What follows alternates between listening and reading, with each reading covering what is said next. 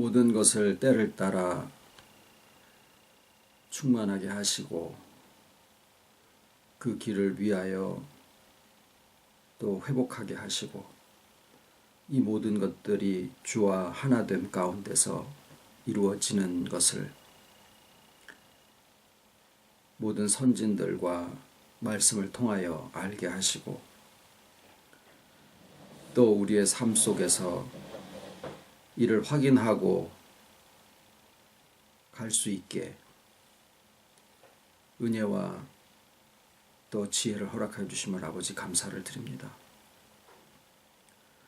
늘 말씀을 사모하고 오직 말씀으로만 우리가 회복될 수 있음을 또 고백을 드리며 한자리에 모여 싸우니 이 시간에도 아버지께서 예비한 하늘과 땅의 모든 풍성함으로 채워주시고 지혜로 더하셔서 날마다 새로워질 수 있기를 예수님의 이름으로 기도드립니다. 아멘.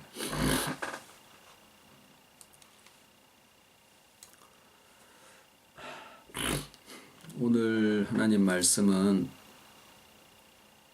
조금 깁니다만 다 봉독하겠습니다. 마태복음 19장 16절로 30절까지입니다. 마태복음 19장 16절. 어떤 사람이 주께 와서 가로되 선생님이여 내가 무슨 선한 일을 하여야 영생을 얻으리이까? 예수께서 가라사대 어찌하여 선한 일을 내게 묻느냐? 선한 이는 오직 한 분이시니라. 내가 생명에 들어가려면 계명들을 지키라. 가로되 어느 계명이오니까? 예수께서 가라사대 살인하지 말라, 간음하지 말라, 도적질하지 말라, 거짓 증거하지 말라, 내 부모를 공경하라, 내 이웃을 내 몸과 같이 사랑하라 하신 것이니라. 그 청년이 가로되 이 모든 것은 내가 지키었사오니 아직도 무엇이 부족하니이까? 예수께서 가라사대 내가 온전하고자 할진대 가서 내 소유를 팔아 가난한 자들을 주라. 그리하면 하늘에서 보화가 내게 있으리라. 그리고 와서 나를 쫓으라 하시니 그 청년이 재물이 많음으로 이 말씀을 듣고 근심하며 가니라.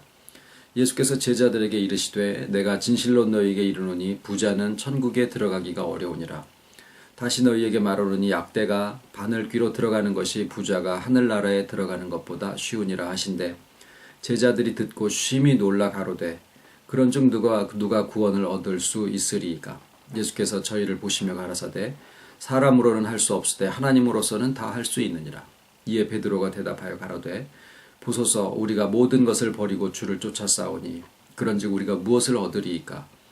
예수께서 가라사대 내가 진실로 너희에게 이르노니 세상이 새롭게 되어 인자가 자기 영광의 보좌에 앉을 때에 나를 쫓는 너희도 12 보좌에 앉아 이스라엘 12지파를 심판하리라. 또 내 이름을 위하여 집이나 형제나 자매나 부모나 자식이나 전토를 벌인 자마다 여러 배를 받고 또 영생을 상속하리라. 그러나 먼저 된 자로서 나중되고 나중된 자로서 먼저 될 자가 많으니라.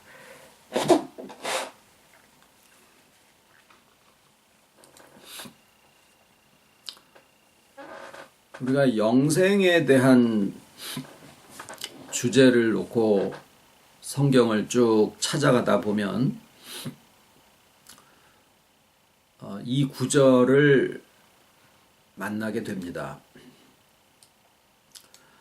그런데 오늘 본문 말씀도 참 이해하기 어려운 구절 중에 하나입니다. 영생과 소유와의 관계. 우리가 과연 베드로가 고백한 것처럼 주여 우리가 모든 것을 버리고 주를 쫓아싸오니 라고 고백을 할 수 있을 것인가?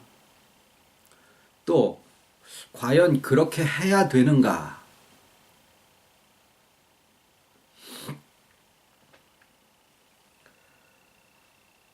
이 말씀에 대한 내용이 확정 지어지지 않으면 늘 마음속에서 내가 무엇을 가지면 안 되는가 보다라는 생각에 사로잡히기가 쉽습니다. 그런데 우리가 일반으로 얻은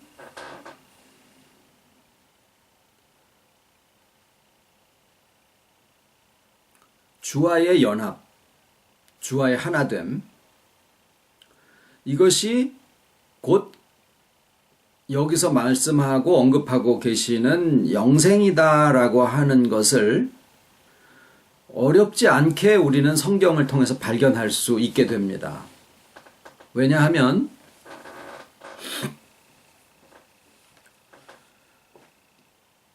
하나님과 그 보내신 자 예수를 아는 것이 영생이다라고 되어 있고요. 또 예수님이 말씀하시기를 인자의 살을 먹고 인자의 피를 마시는 자는 영생을 가졌나니 라고 말씀을 하셨어요. 그러면 예수님의 살을 먹고 예수님의 피를 마신다라는 그 말을 문자적으로 해석하는 사람은 없습니다. 기껏해야 성찬식에 참여한 것 정도로 생각을 해요. 그리고 그때 그것을 뭐라고 생각하냐면 기념했다. 그런데 예수님은 내 살을 기념하라고 하신 게 아니고 갖다 먹으라 그러신 거거든요. 그러면 먹는다라는 의미는 그것이 내 안에 들어가서 내 자체가 된다라는 뜻이에요. 내가 살아갈 수 있는 에너지가 되기도 하고 내 몸의 일부가 되기도 하고 어떤 것은 뒤로 버려지지요. 예수님에게 속한 모든 것들을 내가 다 먹어서 모든 것을 다 그대로 따라해야 되느냐? 예수님의 발걸음 모습이나 말투나 생활 습관이나 이런 것들을 성경에서는 우리에게 전혀 알려주지 않고 있습니다만은 서로 그런 것들을 우리가 알았다 손 치더라도 그것을 우리가 그대로 담고 따라가야 되느냐. 저는 옛날에 중학교, 고등학교, 대학교 시절에 그 다니던 교회 목사님들을 사모해서 그분들의 옷차림이나 말투까지도 경상도 분들이 많았거든요. 그래서 서울에서 벗어나 본 적이 없는 사람이 놈들이랑 얘기하다 보면 꼭 너 고향이 경상도 아니냐 이런 소리를 많이 들었어요. 그런 것들은 배설물이나 마찬가지예요. 그것들이 우리에게 구원의 회복을 주시는 것도 아니고 우리의 인격을 어떻게 뭐 더 좋게 하거나 그러는 것 전혀 무관합니다. 비록 그것이 예수님의 것이라고 하더라도 마찬가지입니다. 그러나 주님이 인자의 살을 먹고 인자의 피를 마시라라고 하신 것은 너와 내가 하나다. 그것은 우리가 송아지를 먹었을 때 그 송아지가 내가 되고 쌀을 먹고 밥을 먹었을 때 그 쌀이 내게 들어와서 내게 영양분이 되고 에너지가 되고 내 몸의 자체가 되듯이 주님을 우리가 먹는다라는 말은 주와 내가 하나다라는 내용이 그 안에 담겨져 있는 거거든요. 그러면 영생을 언급을 할 때 믿음은 논리는 아닙니다만 논리에 대해서도 모순이 없어야 되거든요. 그래서 영생을 논리적으로 생각을 해볼 때 만약에 무한의 시간을 살아가는 것을 영생이라고 하면 영생은 결코 아무도 가질 수 없다라는 논리적인 결론에 다다르게 됩니다. 왜냐하면 10만 년을 살고 10억 년을 살고 뭐 얼마만큼의 세월을 살았다 손 치더라도 그 이후에 죽을지 거기까지 살지 아니면 그 다음에 계속 살지 영생이라는 것은 영원의 시간을 살아봐야 비로소 그게 영생인지 아닌지를 알 수가 있는 건데 영원이라는 것은 끝이 없는 거라는 거니까 결국에는 영생인지 아닌지 아무도 알 수 없다라는 이상한 결론에 도달하게 돼요. 왜 그러냐면 영생을 무한의 시간을 죽지 않고 살아가는 것으로 생각을 하고 있기 때문에 생겨지는 모순들이에요. 이런 것들이. 성경에서 얘기하는 영생은 안 죽고 무한히 사는 것을 영생이라고 얘기하지 않으십니다. 영생은 오늘을 살아가는 지금인데 내 생명이 하나님 안에 감추임 바 되고 나의 모든 존재의 근원이 하나님에게서부터 비롯되어 있다는 것을 알고 그와 하나 되어 있는 이 존재 자체를 영생이라고 합니다. 내일 죽어도 나는 영생을 가지고 있다는 것이 복음에서 우리에게 가르쳐 주시는 바예요. 그러면 영생은 곧 다른 말로 얘기하면 주와 하나됨이다 라는 거지요. 그것이 인자의 살을 먹고 인자의 피를 마신 자마다 영생할 것이다 라는 그 말씀의 내용과도 같은 의미가 됩니다. 그러면 우리가 이런 것을 소유하고 저런 것을 가지면 안 되느냐? 부자의 기준이 얼마냐? 10억이냐? 요새는 아파트 한 채 값이 10억이니까 기준이 요새는 10억이라고 그럽니다만은. 옛날에 저 중학교 때는 200만 원이었었어요. 집을 가지냐 안 가지냐, 부자냐 아니냐의 기준이 200만 원이었었는데 요새는 10억이에요. 그러면은 10억을 가진 사람은 부자고 그거보다 못 가졌으면은 가난하냐? 그렇게 기준을 잡아서 얘기할 수가 없는 거예요. 부자의 기준이 따로 있는 게 아니거든요. 그러면 내가 얼마만큼 가졌을 때 과연 오늘 말씀을 문자적으로 해석을 해서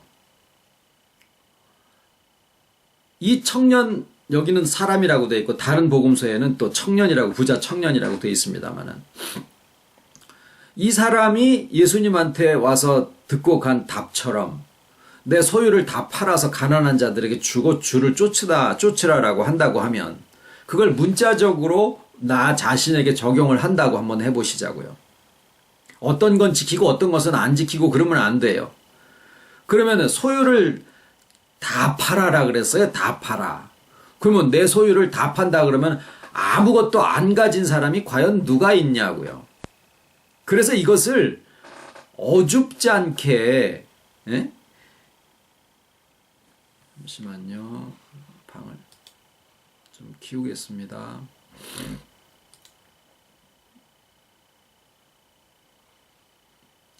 혹시라도 누가 들어오실래다가 안 되시면 핸드폰으로 들어오시면 된다고 연락을 좀 해주실 수 있으면 좋겠습니다.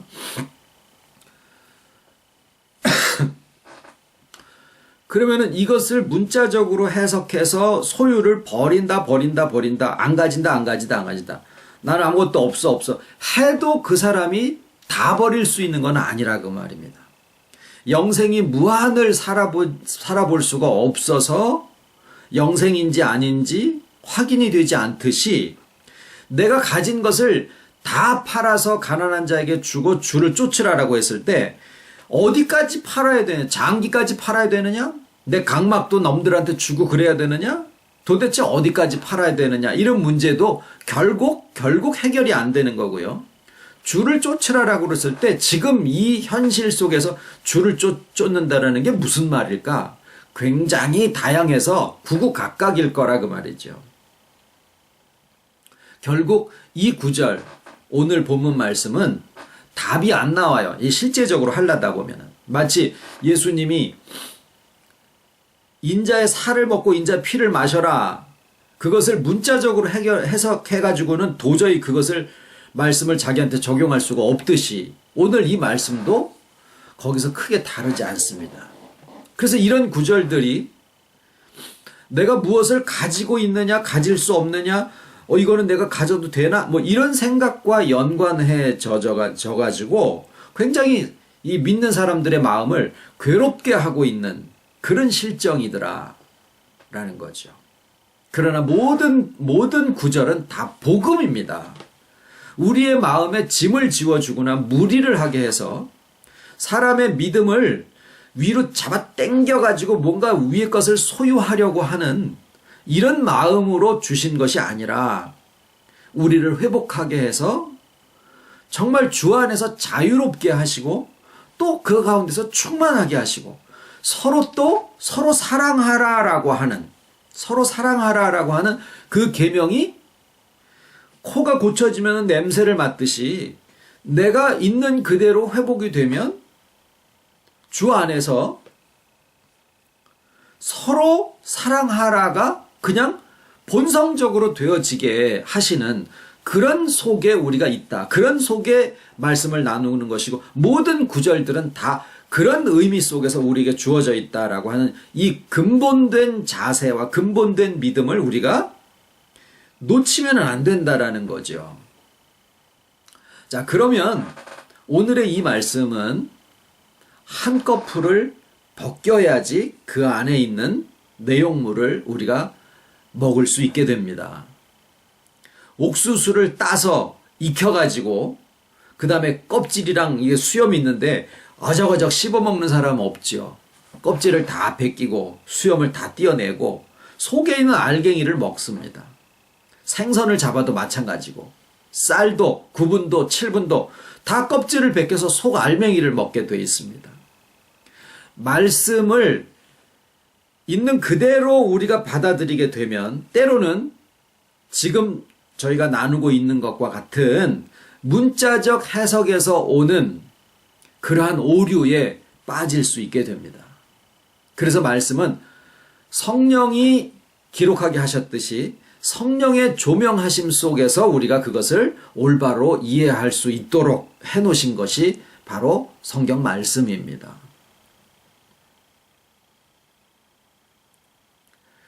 우리가 일반으로 받은 이 주와 하나됨이라는 이 은혜를 우리가 생각해 볼 때 이것은 은혜더라 그 말이죠. 그것을 얻기 위해서 우리가 무엇을 했을까요? 물론 저희들이 여기까지 오는 과정에 이해치 못하는 참 많은 과정들을 시행착오식으로 겪고 오지 않은 게 아닙니다. 거기서 나름의 헌신과 또 시행착오와 오해와 고난과 이런 것들을 다 겪어왔지만 그런 것들이 있었기 때문에 지금 주와 하나됨이 우리에게 주어졌느냐? 그건 아니더라 그 말이에요. 만약에 어떤 사람이 아무런 고난을 겪지도 않고 지금 우리가 나누는 은혜 가운데 같이 들어갔다.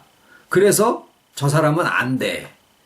저 사람이 우리가 걸어온 길들에 대해서 따끔이라도 해? 그걸 경험이라도 했어? 그걸 이해라고 나눌 수나 있어? 뭘 했다고? 그렇게 따진다라고 하면은 나는 뭘 했다고요? 주와 하나됨을 얻기 위해서 우리가 한 것은 실상 없습니다. 듣고 알 뿐이죠.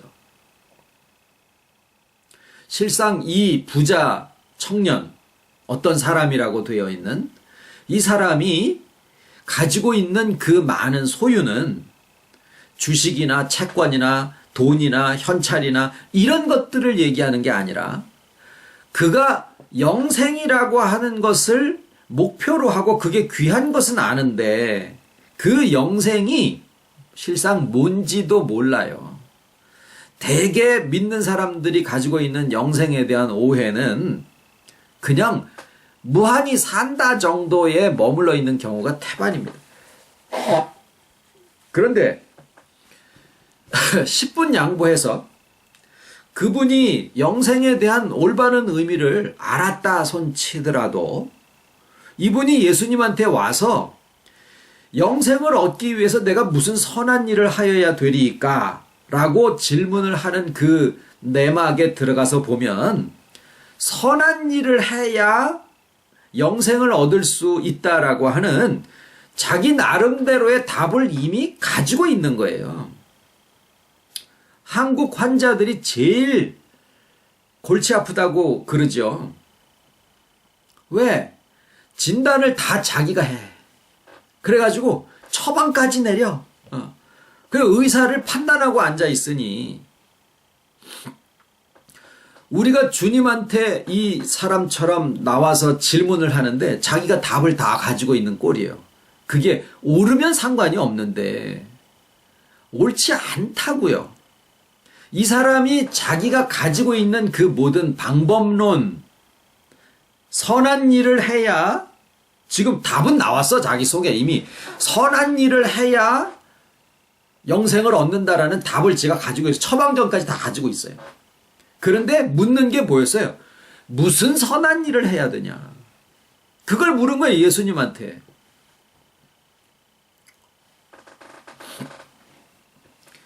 이 사람이 가지고 있는 자기 자신 남들의 그 자기 자신 나름의 방법론, 또 그렇게 해서 지금까지 쌓아놓은 것들, 이런 것들이 다 이 사람을 부자로 만들어 놓고 있는 그 소유들이에요.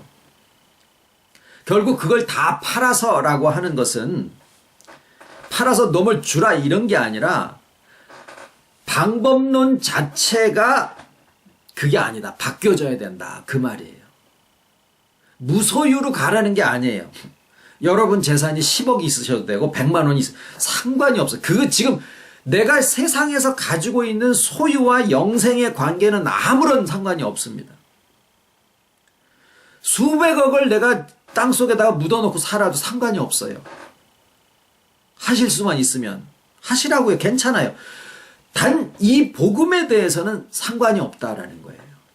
여기에 이 청년이, 이 부자가 가지고 있었던 그 소유와 그 부자 되게 만든 그것은 이 사람이 자기 나름대로 가지고 있는 방법론, 그렇게 해서 쌓아놓은 것들, 그것들을 다 팔아서 가난한 자들을 줘라라고 하는 말씀 속에는 그 방법론을 다 내려놓고 나면 너의 마음이 진짜로 가난해져서 의사 앞에 오는 환자가 아파 죽겠어요. 의사 선생님 나 좀 살려주세요. 라고 솔직하게 얘기할 수 있는 그런 마음이 된다라는 얘기를 하시는 거예요. 우리가 주와 하나됨을 얻기 위해서 우리가 할 수 있는 일은 없습니다. 해야 될 일도 없습니다. 단지 그 사실을 듣고 알 따름이에요. 그렇게 되어졌을 때 우리의 마음이, 심령이 가난해진다라는 뜻입니다. 베드로가 보시옵소서, 영어로는 behold, 이게 무슨 말이냐면 우리 집 나 좀 보세요, 나 좀 보세요 이거예요. 지자랑하려고 예수님한테. 그냥 안 넘어가. 우리가 모든 것을 버리고 주를 쫓아 싸우니. 이 양반이 결혼도 했거든요. 그러니까 장모가 열병을 알아서 예수님이 고쳐주기도 하셨잖아요. 가정이고 뭐고 다 내팽개치고 주님을 따른 거예요. 그 집에 들어가면 야 조금만 기다려봐. 내가 대박을 잡았거든. 이분이 오리라 한 그리스도요. 장차 이분이 뭔 생각을 했을까요? 한 자리 차지할지도 모른다라는 생각도 그 안에 들어갔을 수 있다 그 말이죠. 가만히 있어봐. 내가 이 양반이 우리 독립군 투사가 돼가지고 임시정부를 차려서 내각을 구성하면은 내가 최소한 병조판서짜리는 하나 딸 수도 있을지 모르니까 잠깐만 기다려봐. 얼마 안 갈겨. 이러고서 아내를 안심시켰는지 아니면 묵살을 했는지 눌러놨는지 몰라서 하여튼 베드로가 그러고 쫓은 거예요. 예수님을. 그러고서는 그런 모습이 자랑스러워가지고 이제 예수님한테 우리가 모든 것을 버리고 주를 쫓아 싸우니 우리가 무엇을 얻으리까? 그거예요. 병조판서 자리라도 하나 얻을까? 그 얘기를 지금 구두로라도 좀 이렇게 좀 받아놓고 싶은 마음에 했을 가능성이 많더라라는 거죠. 예수님 말씀을 한번 생각을 해보시죠. 자, 베드로의 그 고백을 그때 당시로 보면은 이런 식으로 설명을 드립니다만 오늘날 우리가 시인할 수 있는 바는 그래요. 내 어떤 방법론이나 내가 쌓아놓은 어떤 것으로 주와 하나됨이 아니군요. 오직 주와 하나됨을 주께서 모두 우리에게 커져 주셨군요 라고 하는 것을 우리가 듣고 아는 믿음으로 되어진더라라는 거죠. 그게 우리의 베드로의 입장에서의 고백이에요. 우리 입장에서 하는 베드로의 고백이에요. 그런데 이제 예수님의 말씀을 한번 생각을 해보시자고요. 세상이 새롭게 되어 인자가 자기 영광의 보좌에 앉을 때에. 전화 받아보세요. 전화 받아보세요. 네.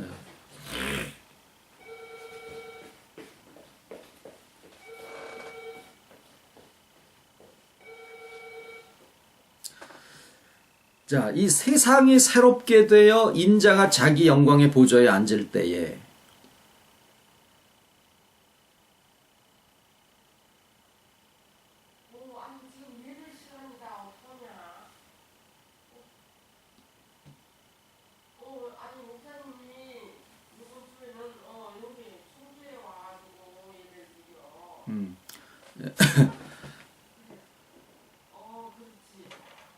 전화가 오면은 혹시 병원에서 오시나 싶어가지고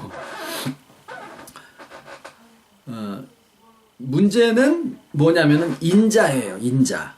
인자가 자기 영광의 보좌에 앉을 때에 이 말씀이거든요. 인자에 대해서 요한계시록에는 뭐라고 말씀을 하시느냐 하면 나의 새 이름을 그의 위에 기록하리라 라고 되어 있습니다. 그러면 이 나의 새 이름이 뭐냐면 주께서 나와 하나 되심이니까 주님의 이름이 곧 내 이름이 된다라는 거예요. 그러니까 내 이름으로 주님의 이름을 삼으신다라는 뜻이에요. 그렇게 되면 주와 하나됨이 어떤 특정인에게만 주어지는 게 아니고 요한계시록이 다 그 요한계시록을 우리가 다 받았지 않습니까? 누가 받는 게 아니에요.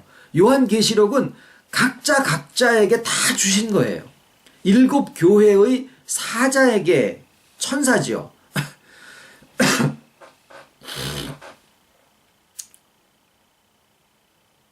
그 말씀을 했죠. 2장 3장에 요한계시록 2장 3장에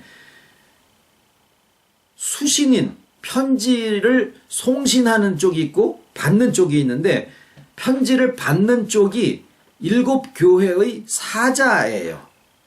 그럼 누구냐면 7 교회가 어떤 7 교회가 아니라는 말씀을 드렸지 않습니까? 7 교회는 하나님의 완전하심의 그 교회를 말씀을 하니까 나도 되는 거고 우리도 되는 거예요.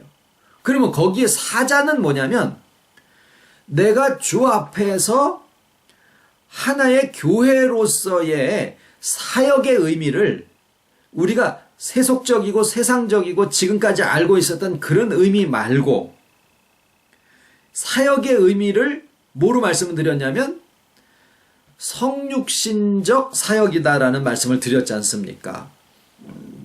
하나님이 우리를 서로의 반응체로 창조를 하셨기 때문에 내가 저 사람을 쳐다보면서 그대로 닮아가는 게 아니라 옷매무새나 이런 게 똑같이 닮아가는 게 아니라 반응을 한다 그 말이에요. 즉 내 속에서 주의 형상대로 반응이 되어지는 과정 속에 있으면 그 떨림이 주님의 떨림인데 그 떨림이 나와 연결되어 있는 나의 사랑하는 이들에게도 내가 말을 꼭 하지 않더라도 삶이 같이 반응을 하게 되어 있더라라는 거예요. 이거는 저희가 가고 있는 이 길에 가정들 속에서 일어나는 사역들을 보면은 얼마든지 그런 예들을 발견하게 됩니다. 결코 나 혼자서 이루어지는 회복이 아니더라라는 거예요. 그렇게 이루어지는 그 면이 결국 주께서 우리를 통해서 이루어지는 사역이다라는 것을 이해하게 됐을 때 그것이 7 교회의 사자로서 요한계시록을 수신인으로서 받는 입장이 된다라는 거예요. 그러니까 요한계시록을 내가 받았으면 여러분들도 각자 다 자신이 받았으면 주님의 새 이름을 이기는 그이 위에 기록하리라라는 말씀은 제 이름이 아무개인데 나의 이름으로서 주님의 이름이 바뀌어지게 된다라는 거예요. 역으로 주님의 이름이 내 이름이 되어진다라는 의미도 그 안에 담겨져 있습니다. 인자라는 그 표현이 성경에 있는데 오해 속에서 왔던 그것 때문에 인자라는 말만 들으면 경기를 일으키고 그것을 성경에 내가 알고 있는 성경에서 파버리잖아요. 바보 멍충이에요. 그걸 왜 버려? 그거를 성경인데 그 속에 담겨 있는 보화가 얼마나 큰 건데 그걸 왜 버리냐고요. 그 속에 담겨져 있는 게 주와 하나됨에 대한 의미인데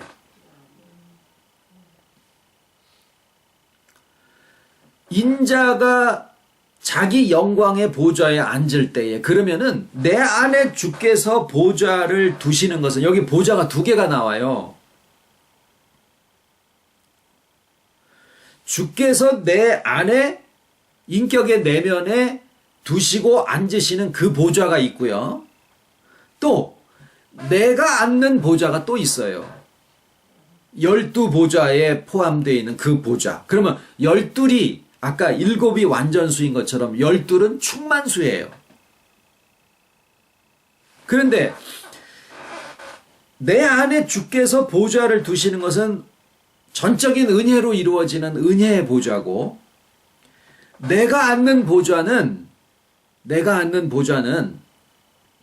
능력의 보좌인데 이것을 12지파를 심판하리라 라고 되어 있어요. 그래서 우리가 꼴 같지 않게 높아져 있었던 거죠. 이 구절을 가지고 저도 설교를 엉터리로 많이 했습니다. 많이 회개도 해야 됐었고. 근데 그것이 지금에 와서 파버릴 게 아니라 그 뜻을 아까 옥수수 껍데기는 그렇게 되어 있을지 모르지만 이 표면적인 구조는 그렇게 되어 있으니까 사람을 교만하게 만들게 되어 있더라고요.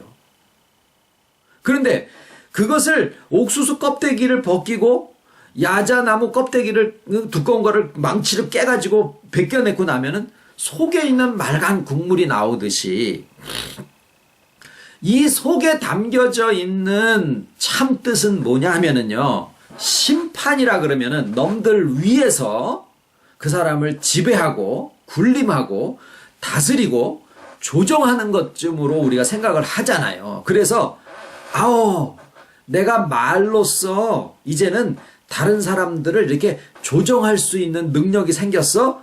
그거 성경 잘못 알고 있는 거예요. 우리에게 주어지신 능력은 조정하는 능력이 아니라 상대방으로 하여금 회복하게 하는 능력입니다.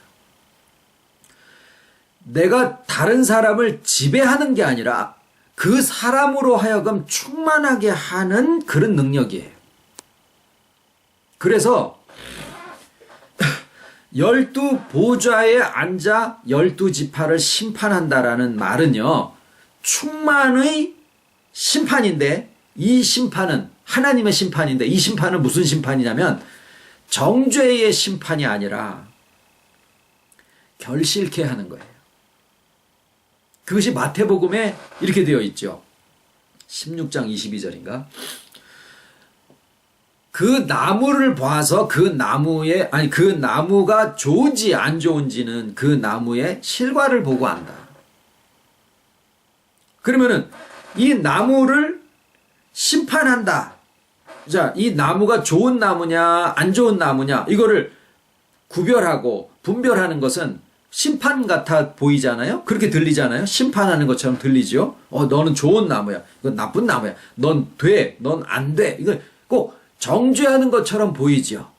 그런데 그 나무가 좋은지 안 좋은지를 아는 그 심판은 뭘로 되느냐? 결실로 되는데 그것을 결실하게 만드는 것이 능력이다. 그 말이에요.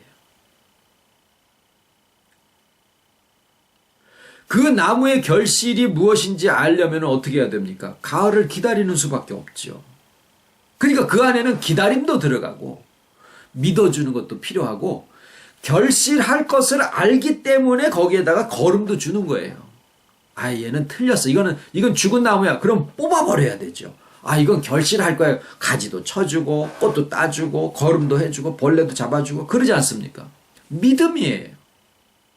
결국 우리가 12 보좌에 앉아서 12지파를 심판한다라는 말은 넘들 위에 군림해서 그 사람을 내 지배 아래 둬서 내 마음대로 조정한다라는 뜻이 아니라, 그렇게 되면은 틀림없이 그 자기 밑에 있다라고 생각하는 그 사람을 정죄합니다. 너 이것도 못했어. 이건 잘했어. 막 당근과 채찍으로.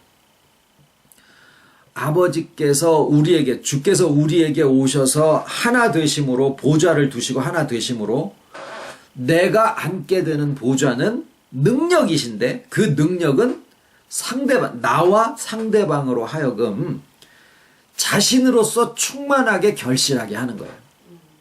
사과나무로 결실하게 하는 거는 사과를 맺게 하는 거죠. 내가 바나나인데 저 사람은 사과야. 그러면은 내가 저 사람을 지배하면 저 사람으로 하여금 바나나를 맺게 하려고 애를 쓸 거라고요. 부모가 자식에게도 마찬가지요. 요새 이제 추천 프로그램을 받아서 영재발굴단이라는 거를, 본 방송은 제가 한 번도 못 봤고 인터넷에 올라와 있는 거를 지금 한 20편을 그냥 내리 봐봤어요. 그랬더니 그거는 부모가 보면은 안 될 프로더라고요. 현대 부모들이 보면은 안 될 프로예요. 왜냐하면은 거기에 나오는 부모들이 다 공통점이 뭐냐면, 애들을 칭찬하면서 그냥 내깐져 뒀더니 영재가 되더라, 이런 결론이 나와요. 실제로 그 아이만 영재인지 아니면 내 아이도 영재인지 알 수가 없는 노릇인데, 어쨌거나 오늘날 현대를 살고 있는 학부모님들은 영재를 만들 수가 없어요. 애들보다 공부에 대한 정보들이 훨씬 더 많아가지고 그걸로 막 애들을 그렇게 이렇게 만들어가는 그런 체제죠. 그래서 제가 우리 주일학생 하나, 중학생인데, 지금 고등학생이구나.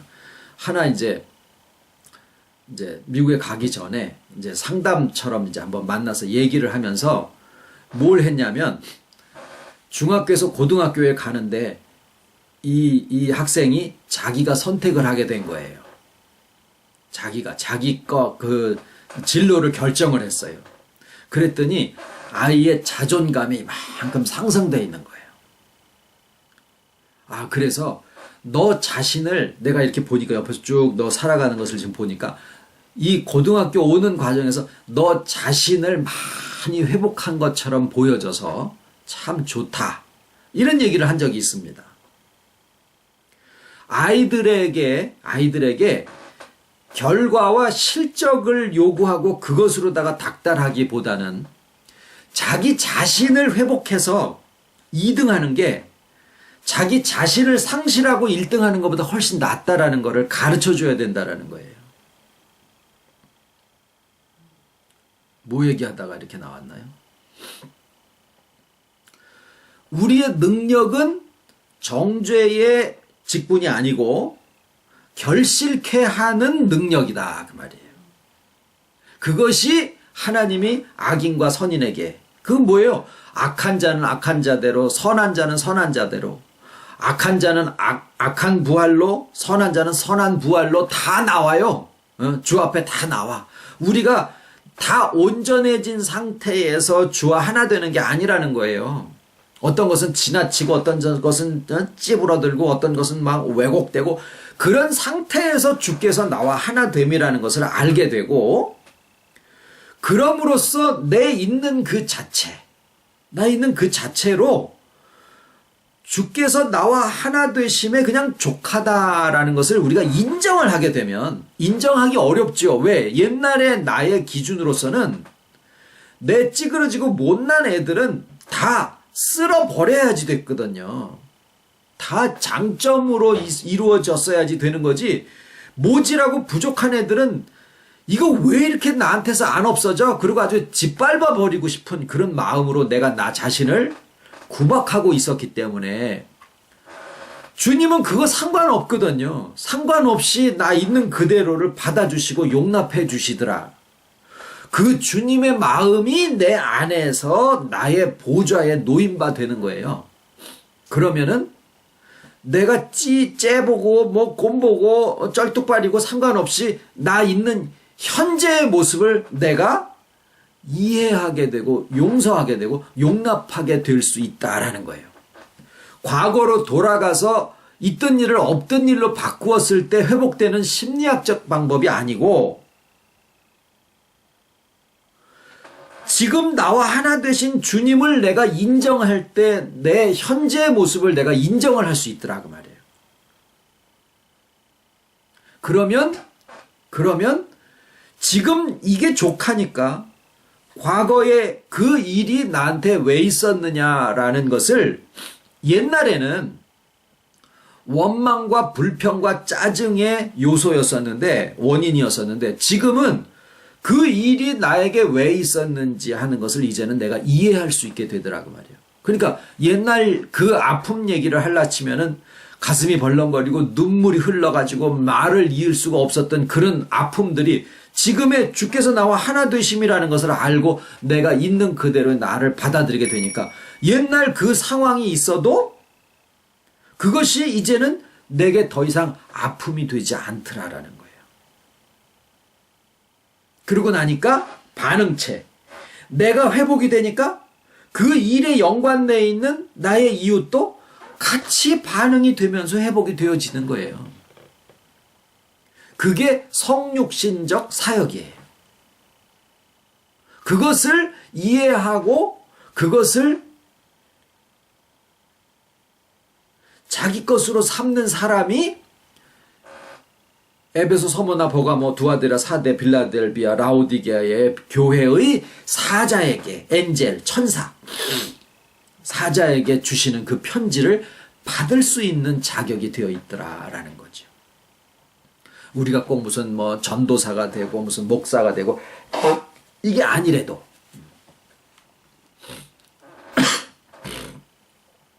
이것을 이해하시면 우리가 다 성육신적 사역자다라고 해도 과언이 아닙니다. 12보좌의 충만의 보좌라는 뜻이에요. 결실케 하는 능력이다라는 뜻이에요.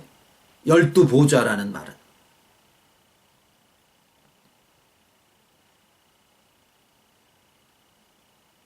그리고 예수님이 이제 마지막에 붙이시는 말이 뭐예요? 영생을 상속하리라. 이 말씀은 무슨 말일까요? 아까 시간적으로 무한의 세월을 사는 것을 영생이라고 얘기하지 않으셨다고 말씀드렸죠. 그러면은 여기에서 영생을 상속하리라는 무슨 말이냐 하면 우리의 모든 존재와 모든 사건과 모든 관계와 모든 상황이 바람이 스쳐 지나가는 것처럼 우연의 결과에 의해서 이루어지는 이런 상황들이 아니라 우리의 존재와 모든 상황과 관계와 모든 일들이 근거가 하나님이시더라 그 말이에요. 요 주제가 지금 제가 가지고 묵상하는 주제입니다. 나의 존재와 내게 주어지는 오늘과 이 모든 상황과 사건이 이 근본이 하나님에게서 영원에서 근거해가지고 이루어지는 일이구나. 이게 스쳐 지나가는 먼지가 아니구나. 이거를 놓고 그냥 운전하고 가면서도 그냥 무슨 답을 찾는 게 아니라 그것을 놓고 그냥 이렇게 굴려요. 근데 참 재미나요. 이렇게 묵상하는 과정이. 이 부분입니다. 이거는 우리가 무슨 말씀을 풀이해가지고 오늘 설교를 잘 들었다, 은혜 받았다, 이 뜻이 아니고, 영원과 영생이 나의 존재와 오늘과 이 모든 관계와 사건의 근본이시더라라고 하는 이 내용을 놓고, 이건 분명히 우리한테 주어진 거거든요. 이미 내게 가지고 있는 거예요. 이미 내게 주어진 거예요. 그런데 그것이 뭔지를 내가 지금 이제 몰라요, 아직. 그런데 그 깊이와 넓이와 크기가 한이 없는 거예요. 한이. 하나님만큼의 크기요. 하나님만큼의. 근데 그게 나의 오늘의 일상, 나의 오늘이라고 하는 거기에 지금 주어져 있더라라고 하는 이 크기를 자꾸 생각을 해보게 되는 거예요. 하면 할수록 좋아요. 하면 할수록. 그리고 오늘 본문 말씀의 30절 제일 마지막에 그러나 이런 게 있죠. 먼저 된 자로 나중되고 나중된 자로 먼저 될 자가 많으니라. 그 무슨 말씀이겠습니까?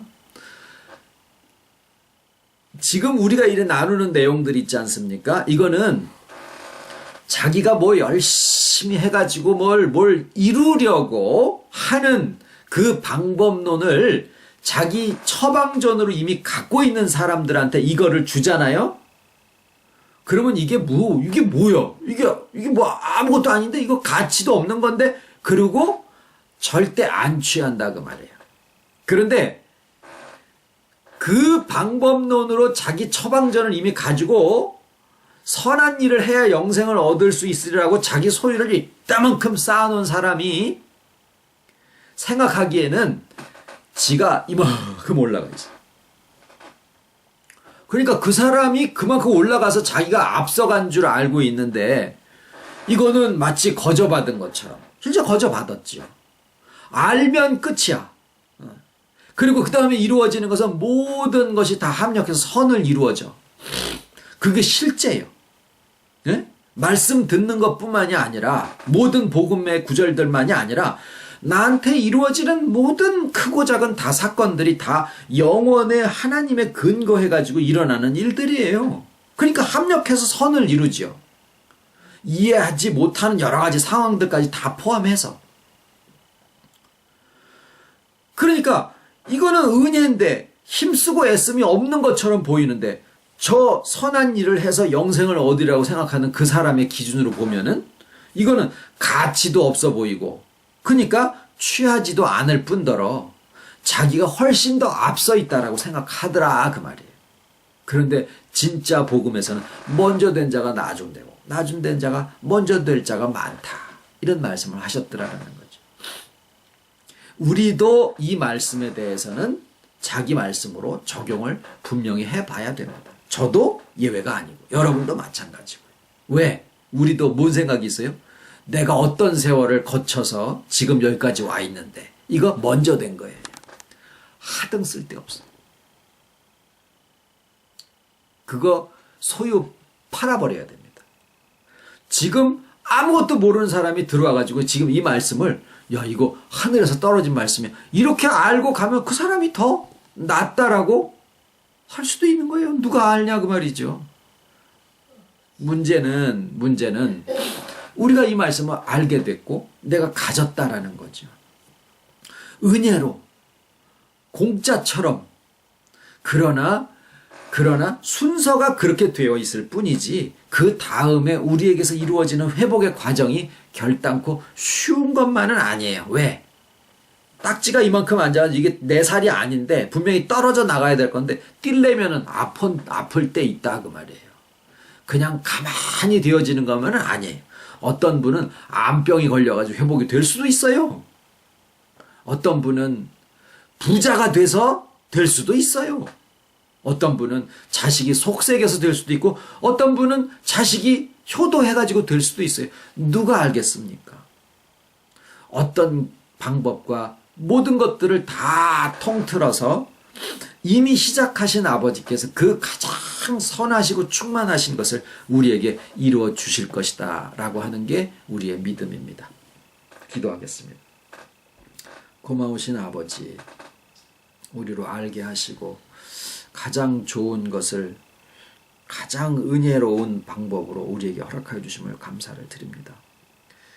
내가 이룬다고 하면 그만큼 교만해지고 내가 높아졌다라고 하면은 그만큼 헛된 것으로 내 안에 쌓아놨던 그 과거를 우리가 너무나 경험해봐서 잘 알기에 이제 다시 실패하면 안 되고 또 이도 뭐 아버지 뜻이지만 아버지께서 모든 큰 은혜로 우리에게 주님의 쉽고 가벼운 그 복음을 우리에게 또한 허락하셔서 본래대로 참 말씀 가운데 쉽고 가볍지만 가장 능력 속에 있는 또 말씀 속에 저희를 이끌어 주심을 감사를 드립니다.